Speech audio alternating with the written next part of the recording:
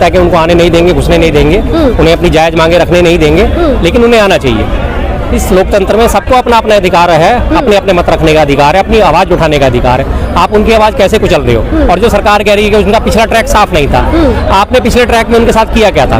लगातार आप उनके साथ बातचीत करते रहे, जब वो धरने पे बैठे हुए थे, बार बार आपके प्रतिनिधिमंडल जा रहे थे और हमेशा अपनी रटी रटाई बात कह के आ रहे थे। किसानों की एक भी मांग आप स्वीकार करने को तैयार नहीं थे। जब लगभग 1 साल हो गया और उसके बाद जाके जब उन्हें दिख गया कि अब ये वास्तव में नहीं हटने वाले, इंटरनेशनल लेवल पे लगातार बेइज्जती होनी शुरू हुई भारत सरकार की कि हाँ ये 1 साल से किसान धरने पर बैठे, ये हो क्या रहा है। आपने देखा होगा कि पीछे इंटरनेशनल लेवल पे बहुत सारे ट्वीट्स आए थे। उसके बाद जाके किसान की थोड़ी सी इनके मामला कानों पे जुड़ेगी सरकार के, और थोड़ी सी सरकार बैकफुट पे आई थी कि हाँ ठीक है, हम किसान कानून जो है ये वापस लेते हैं। हालांकि आज तक भी आधिकारिक रूप से वापस नहीं है, उनको होल्ड पे डाल दिया गया है। और तब उनको आश्वासन दिया गया था हम आपकी MSP सहित और भी अन्य जितनी भी लंबित मांगे हैं वो सारी पूरी करी जाएंगी। लेकिन आज करीब 3 साल इस बात को हुए, क्या उन्होंने MSP उसको लागू करी? क्या उन्होंने उस चीज़ को करा जो उस वक्त उनसे वादे करे गए थे? तो ट्रैक रिकॉर्ड सरकार अपना देखे कि किसानों का देखे?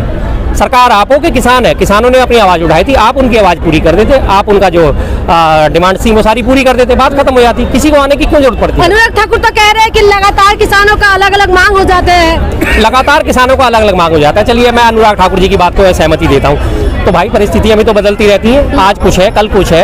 आप अगर कोई परिस्थिति बदल जाएगी तो आज जब कहते हो कि आज से 70 साल पुराने कानून नहीं चलेंगे, आपने CRPC में बदलाव कर दिया, आपने IPC में बदलाव कर दिया, तो आज क्या वो मांग नहीं बदल सकती? क्या आज इतनी महंगाई बढ़ गई, तब आपने वादा करा कि चलो उन्होंने 18 रुपये MSP की मांग करी और उनको 18 भी नहीं दिया गया। आज महंगाई जब इतनी 5 गुना हो चुकी है और अगर वो 22 रुपये 24 रुपये मांग रहे हैं और अगर वो इस बात का बदलाव कर रहे हैं तो क्या उनका बदलाव माना जाएगा? क्यों भाई, परिस्थितियां भी तो बदली हैं। अगर उनकी तुम्हारी परिस्थितियां बदल रही हैं तो उनकी भी तो बदल रही हैं, किसानों की परिस्थितियां भी तो बदल रही हैं। तो मांगों का क्या मतलब है? आप उनकी मांग पूरी करो। किसान हमारा अन्नदाता है, उसके साथ ऐसा व्यवहार किसी भी किस्म स्वीकार्य नहीं है। तमाम जो है फौज को उतार दिया है वहाँ पर, जी। पुलिस तो पूरी तरीके से तैनात है, परिंदे भी पर ना मारे। बिल्कुल बिल्कुल, वही मैं चीज कहता हूँ कि मुझे लग रहा है कि किसान नहीं आ रहे, या तो पाकिस्तान से आतंकवादी आ रहे हैं, या चाइना से आतंकवादी आ रहे हैं, या चाइना से घुसपैठी आ रहे हैं। सरकार की नजरों में तो ऐसा लग रहा है। भाई आपने सारी फोर्स यहाँ लगा दी, आप इतनी फोर्स बॉर्डर पे लगा लो।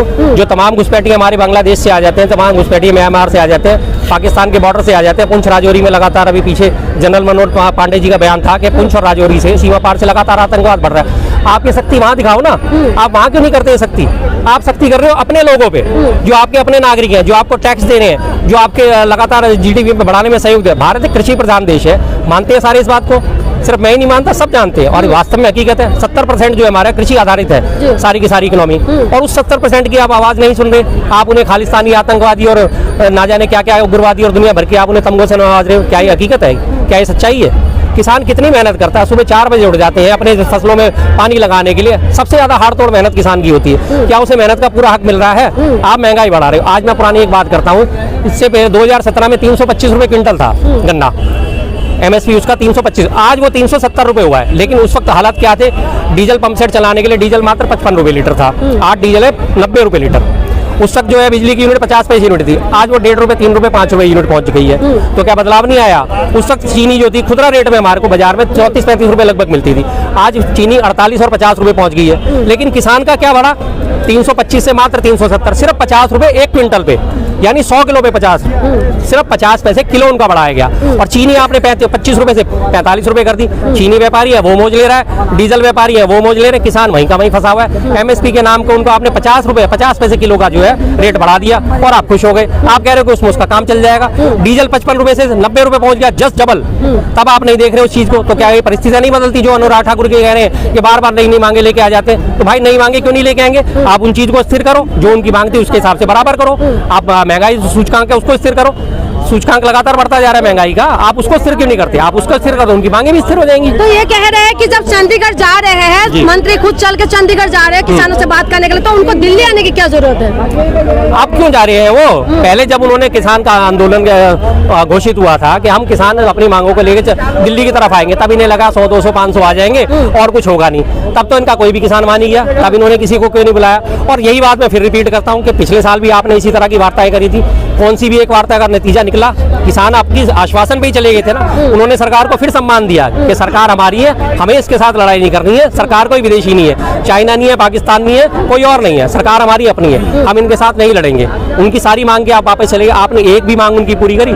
स्वामीनाथन जी की रिपोर्ट तो आपने लागू करी नहीं। स्वामीनाथन जी को भारत रत्न दे दिया किसानों को बहलाने के लिए कि हमने आपके जो नेता चौधरी चरण सिंह और स्वामीनाथन जी, इनको हम भारत रत्न से नवाज रहे हैं। असली भारत रत्न उनके लिए तब होता जब आप उनके जो अनुयायी हैं, जिनके लिए वो जाता जिंदगी संघर्ष करते रहे, जो उनके किसान हैं, उनके लिए आप एमएसपी लागू कर देते, उनकी मांगे मान लेते, तो उनको तो भारत रत्न स्वयं मिल जाता। कर रहे हैं किसान, चुनाव आ गए, तो चुनाव से पहले ही तो सब चीजें याद आती है। सरकार को क्यों चुनाव से पहले याद आती है? पिछले साल चुनाव थे जब 4 राज्यों में 10 रुपए लीटर पेट्रोल घटाया, राखी पे घटाया था, सिलेंडर के पैसे घटाए। क्यों? सरकार अपने लिए तो बहुत बढ़िया है कि जब उसके चुनाव आए और उसे दिखे कि मेरी जमीन खिसक रही है तो मैं घोषणा कुछ भी कर दूं, लेकिन तुम मेरे से डिमांड नहीं करोगे क्योंकि चुनाव आ रहे हैं। तुम्हारी डिमांड राजनीतिकरण है, मेरी डिमांड जायज है। मतलब वही पुराना एक वो डायलॉग है कि मेरा कुत्ता कुत्ता और तुम्हारा कुत्ता टॉमी, क्या था वो कुछ मैं पूरा याद भी नहीं मुझे ढंग से कुछ इसी किस्म का था, मैं देखता नहीं इससे। हाँ जी सर, क्या लग रहा है कि किसान दिल्ली पहुंच पाएंगे? कितना सारी बॉर्डर है और हरियाणा कोर्ट ने भी जो कोर्ट है, हरियाणा सरकार को भी ये बोल रहे हैं कि आप किसी के आने से आप रोक नहीं सकते। तो वो कोर्ट को आंखों पे पट्टी क्यों बन जाती है जब वो कोर्ट ये देख रहा है कि इनके साथ अन्याय हो रहा है और संविधान ने हमें अधिकार दिया हुआ है अपनी आवाज उठाने का। हमारे साथ अन्याय हो रहा है, हमें उसकी आवाज उठाने का अधिकार दिया हुआ है। लोकतंत्र का मतलब ही क्या है? लोगों के द्वारा, लोगों के लिए, लोगों की सरकार। और वही लोग जब आज परेशान है और अपनी आवाज उठा रहे हैं तो आने से क्यों रोका जा रहा है? आप बैठ के हल करिए। और रही बात केंद्रीय मंत्रियों के जाने की, जो उनकी 4 मांगे आप यहीं से घोषणा कर दीजिए, हमने आपकी सारी मांगे मान ली, बात खत्म। किसान अगर वापस ना जाए तब हम भी उन्हें कहेंगे कि हाँ ये आतंकवादी, उग्रवादी है या ये खालिस्तानी है, किसी भी किस्म से जो भी आप उन्हें नवाजते हो, अगर वो आप उनकी मांगे मान लो और वो वापस नहीं जाए तो हम भी कहेंगे, आज हम उनके हक में आवाज उठा रहे हैं, कल को हम भी कहेंगे हाँ ये लोग गलत थे जब इनकी मांगे मान लेंगे। तो अब ये मतलब क्या कर रहा है इस चीज का? सीधी से लेके आ रहे हैं जी 500 दिया विपक्ष ने, आम आदमी पार्टी और कांग्रेस। एक तरफ तो सरकार की बात पे बहुत ज्यादा हंसी आती है, एक तरफ तो सरकार कहती है जी विपक्ष बिल्कुल कमजोर है। उनके अमित शाह जी खड़े हो गए सदन में, कहते हैं विपक्ष जहां दिख रहा है वहां भी नहीं दिखेगा, दर्शक दीर्घा में बैठा है। दूसरी तरफ उसी विपक्ष की इतनी ताकत है कि वो 500-500 रुपए देकर हजारों लाखों किसानों को बुला सकती है। तो भाई ताकतवर तुम हो कि विपक्ष है? कौन है ताकतवर? तुम अपने ही जाल में खुद उलझ जाते हो और खुद ही नहीं पता होता कि मैंने बोला क्या और क्या नहीं बोला। हमेशा तुम्हारे दिमाग में क्या खिचड़ी बकती रहती है कोई नहीं जानता, खुद बोल बोल के और खुद ही कंफ्यूज हो जाते हैं कि हमने बोला क्या था। एक तस्वीर लगातार वायरल हो रहा है, वहाँ पर ड्रोन से आंसू गैस फेंका जा रहा है और यहाँ से पतंग उड़ा रहे हैं। जी वो पतंग उड़ाने का एक तो शांति का प्रतीक होती है पतंग। जब हमारा 15 अगस्त को देश आजाद हुआ था, पतंगे उड़ा उड़ा के सब लोगों ने खुशी मनाई थी और आज भी दिल्ली में और सारे नॉर्थ इंडिया में 15 अगस्त को पतंग उड़ाई जाती है। पहली चीज तो वो खुशी है। दूसरी चीज जो किसानों ने पतंग उड़ाई वो ड्रोन को नीचे गिराने के लिए। तीसरी चीज ड्रोन की मैं बात बताता हूँ। कुछ दिन पहले मोदी जी ने डिक्लेरेशन दी थी कि ये ड्रोन जो है ये खेती के ऊपर कीटनाशक छिड़काव के काम आएंगे। इनको इस तरह से टेक्नोलॉजी का हमें उपयोग करना है कि खेतों में कीटनाशक का छिड़काव करने के लिए ड्रोनों का इस्तेमाल करा जाएगा। आज वो कर क्या रहे हैं? ड्रोनों का इस्तेमाल कर रहे हैं बम गिराने के लिए, आंसू गैस के गोले गिराने के लिए, जो कि पूरी तरह से अनैतिक है, किसी भी किस्म से जायज नहीं है वो। ये कोई वार नहीं छिड़ी हुई जिसमें आप इनको यूज करोगे, ड्रोन को यूज करोगे और वो भी अपनी ही जनता के ऊपर। ये पूरी तरह अनैतिक है, असंवैधानिक है, सीधी सी बात। पहुंचाने के लिए आया था ड्रोन, मोदी जी कहते हैं जी किसानों का लाभ। अब उनके दिमाग में वही है ना कि मोदी जी की कथनी कुछ और करनी कुछ, किसानों को लाभ पहुंचाने के लिए लाया गया था। और आज लाभ क्या पहुंचाया जा रहा है कि उनको इकट्ठा नहीं होने दिया जा रहा। जहां वो इकट्ठा हो रहे हैं ड्रोन से उनके ऊपर बम बरसाए जा रहे हैं। और वो भी अभी पीछे हमने सुना था कि जो एक्सपायरी बम थे, जो और ज्यादा खराब हो चुके थे और ज्यादा जहरीले बम हो गए थे, वो उनके ऊपर गिराए गए। सारे रास्तों पे कटीली बाड़ बांध दी गई है कि कहीं किसी तरह से कोई ना जाए। घग्गर नदी में पानी छोड़ दिया गया था कि अगर कोई वायदा में नदी पार करने के, नदी में पानी कम था कि नदी के थ्रू ये ट्रैक्टर से पार ना करते तो उस नदी में पानी छोड़ दिया गया, ये किसी भी किस्म से आ ना जाए। भाई किस बात का आपको डर है? आप किसानों के इतने हितैषी हो, आप कहते हो हमें एमएसपी भी देंगे, सब कुछ देंगे, तो आप सीधी आप बात करो, आप डिक्लेरेशन कर दो। किसको क्या परेशानी है? किसान हिंसा फैला रहे हैं। हाँ किसान हिंसा फैला रहे हैं। अपनी बात को अगर उठाना और आप उनके ऊपर लठ बरसाओ और अगर एक किसान हाथ करके यूं रोक ले तो हाँ मीडिया क्या दिखाएगा कि मेरा हाथ ऊपर है पुलिस वाले को मारने के लिए। दूसरे एंगल से फोटो नहीं दिखाएगा वो कि उसके ऊपर लाठी पड़ रही थी। पंजाबी किसान क्यों कह रहे हैं? पंजाबी किसान, पंजाब के किसानों को परेशानी है। पंजाब के किसान भी है, हरियाणा के किसान भी है, यूपी के किसान भी है, ऐसा नहीं है कि किसान नहीं है। और रही बात पंजाब और हरियाणा की, हरियाणा में जाटों की बेल्ट बहुत तगड़ी है और जो सिख है, सिख कम्युनिटी सबसे ज्यादा ब्रेव कम्युनिटी मानी जाती है, सबसे ज्यादा बहादुर कम्युनिटी मानी जाती है, जिनके हमेशा कि हाँ मैं ये सरदार है, सिख कौम है, ये लड़ाकू कौम है। अगर उनके साथ अन्याय हो रहा तो वो आवाज जरूर उठाएंगे, वो लोग डरने वाले नहीं है। यूपी में आवाज उठाने के लिए किसान आए थे, उनके घरों पे बुलडोजर भेज दिए गए। आदमी डर जाता है, घबरा जाता है कि मैं कल को जा रहा हूँ, मेरे घर पे बुलडोजर चल गया तो मेरा क्या होगा। जिस तरह से इनको तानाशाही तरीके से दबाया जा रहा है उसकी हालत ये देखने को मिल रही है। लेकिन मोदी जी का सबका साथ सबका विकास वाला जो नारा है, जो स्लोगन है, वो कितना हद तक मानते सही है? 0% सही है वो। मोदी जी का सबका साथ सबका विकास सिर्फ 2 या 3 चीजों में फिट बैठता है कि मेरा विकास हो जाए, मेरी सीटें पूरी आ जाएं, मेरी 370 आ जाएं सीटें और मेरे सहयोगी की 30 सीटें और आ जाएं तो हमारी सीटें 400 आ जाएं, तो ये सबका साथ सबका विकास है पहली चीज। दूसरी पार्टियों में जब सबके ऊपर भ्रष्टाचार के आरोप लगते हैं, मोदी जी खुल के बोलते हैं ये भ्रष्टाचारी, वो भ्रष्टाचारी, वो भ्रष्टाचारी, वो भ्रष्टाचारी, लेकिन उनका विकास जब वो अपनी पार्टी में ले लेते तो आओ मेरे साथ विकास करो, दूसरी जगह भ्रष्टाचार मत करो। बहुत बड़ा उदाहरण सबको याद है अजीत पवार का, 70,000 करोड़ के घोटाले का आरोपी।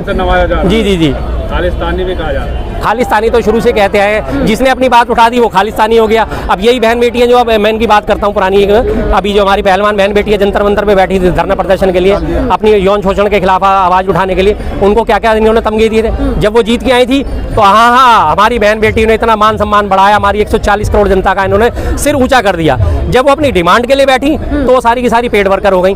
दुबई चले गए, वही बात है, अब उन्हें जाना ही चाहिए। देखिए हाँ, संसार में हमारे ना ब्रह्मचर्य आश्रम, गृहस्थ आश्रम, वानप्रस्थ आश्रम और उसके बाद संन्यास आश्रम।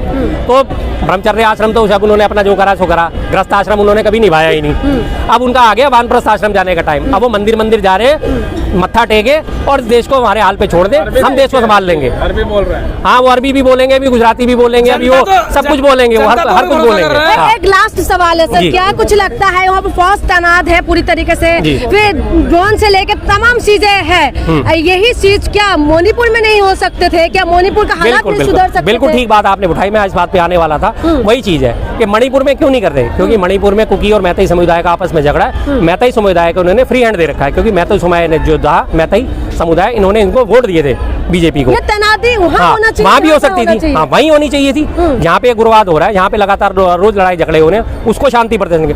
हालांकि जनता के ऊपर कभी भी इस तरह के अत्याचार नहीं करने चाहिए, उन्हें समझा के आपको मनाना चाहिए, उन्हें समझौते का रास्ता खोलना चाहिए। हमेशा से समझौता सबसे बड़ी चीज होती है, लड़ाई झगड़ा मारपीट सबसे बड़ी दूर की चीज है। गांधी जी का देश है, अहिंसा परमो धर्मो, सीधी सी बात है। जब बिल्कुल मामला खराब हो जाए तब की बात आती है कि बल प्रयोग करना चाहिए, अगर मामले काबू से बाहर है, हालात काबू से बाहर का भी तो देश है, भगत सिंह का भी तो देश, सबका देश है। बिल्कुल नहीं, अब गांधी जी को क्या कह रहे हैं? गांधी जी का देश है, सबसे पहले गांधी जी का देश नहीं है। भगत सिंह भी अनुयायी थे गांधी जी के, सुभाष चंद्र बोस भी अनुयायी थे गांधी जी के, मैं सबका नाम लूंगा। गांधी जी में सब समाहित है। सुनिए मेरी बात, अगर सुनिए, अगर आप गांधी जी पटेल की बात कर रहे हैं तो गांधी जी में सब समाहित है। जो गांधी जी को मानते हैं वो इन सबको भी मानते हैं, और जो अगर गांधी जी को नहीं मानते तो वो इन सबको भी नहीं मानते, सीधी सी बात है। ठीक है।